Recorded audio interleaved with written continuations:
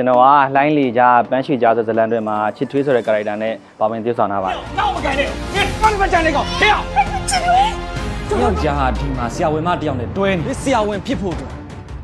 အဲ့ဒီမိန်းမကိုလှိကတဲ့လို့အသုံးချခဲ့တာပါ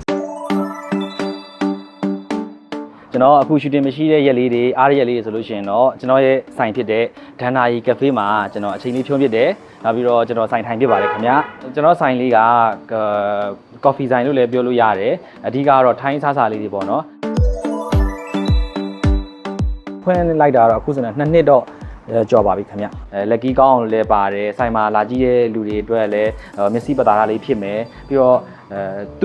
သူကြောင့်လည်းကန်ကောင်းတယ်လို့ပြောလို့ရတာလည်းအများကြီးရှိပါတယ်အကျော်လော်ပိုင်းကြည့်ရဲကိုတစ်မျိုးကို9မျိုးပဲထားအောင်6မျိုးဆိုတော့ကျွန်တော်30 40လောက်တော့ရှိမယ်ဟိုအပွဲလေတိတ်တိတ်ဆိတ်ဆိတ်လေးနဲ့ကိုယ့်ဘဝလေးကိုအေးချမ်းလေးဖြတ်သန်းမယ်ဆိုတဲ့စိတ်ကူးလေးနဲ့တော့အုံမြင့်ချပြီးတော့ပြင်ဆင်ထားတာပါဟုတ်